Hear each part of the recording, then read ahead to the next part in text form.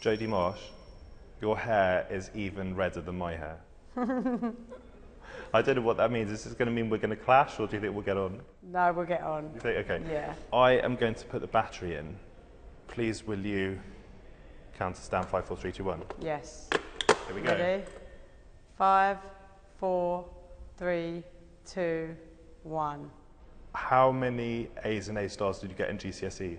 11. And you got 3 A levels. Yeah. How did you go from that to stripping at Stringfellows?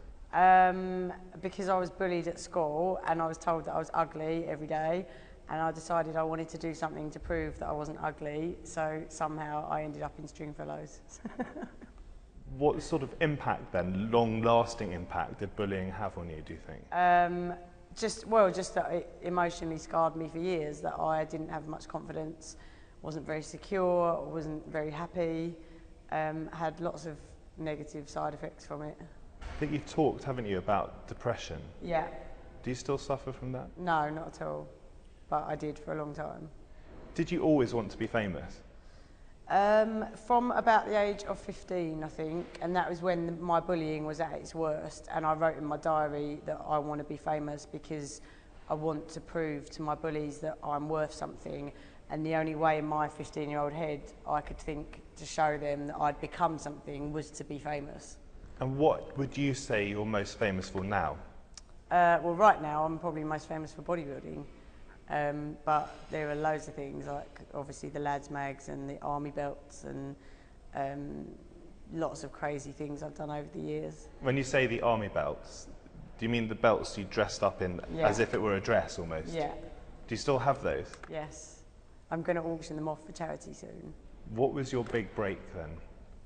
Probably the belts. Like, I'd done page 3 for the Sun and the Star, and I'd done quite a lot of modelling, but then when I wore those belts out, it really went crazy because all the paparazzi got pictures, and obviously the press just went nuts for that. How would you describe your relationship with the paparazzi now? I've always had a good relationship with the paparazzi all the way through, because the way I see it, they're just doing a job in taking the pictures. It was the journalists who were writing the pieces that I didn't like back then, years ago, when they were being really nasty. But I've always had a good relationship with the paparazzi because I know they're just doing a job. Can it be exhausting staying famous? Yes, I think everything about being famous is exhausting, but it's also really good fun. And, you know, I have highs and lows like any job. You have good points and bad points. Have you made sacrifices along the way? I think the biggest sacrifice of being famous is, for me, is not meeting somebody, like not having proper relationships with people.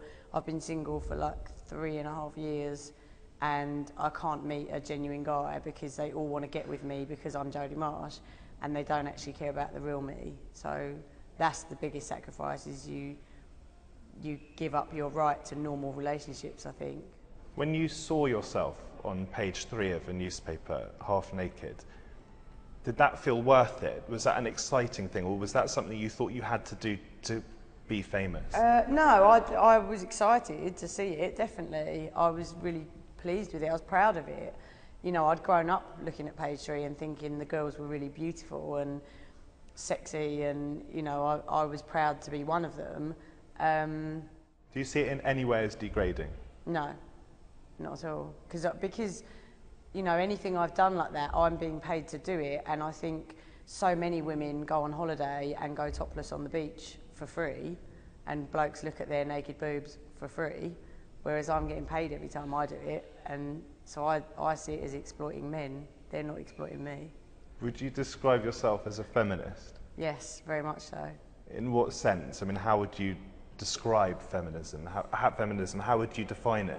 Well, I think feminism has changed over the years. This is far too long to go into now properly, but it's not about trying to have equal rights anymore. We've already got equal rights. For me, it's about proving that we don't need men at all. Like with me, I have my own house that I bought myself. I have my own career. I entirely look after myself and my house and my dogs. I don't need a man for anything. I'm self-sufficient. Can we talk bodybuilding? Only 30 seconds to go. Why did you go into it? just to stay fit. I started it just to keep in shape and keep fit, and then I got the bug, I got addicted, I got encouraged to compete, and I wanted to compete, and that was it. It was very natural. And you've just been in a competition in America? I've just won a massive competition in America, so I'm the new IMBF champion. And what do you have to eat? Loads of eggs and loads of protein and not much else. And are you a vegetarian? Yes. And that, Jodie Marsh, is 5 minutes with you. Thank you very much. Thanks.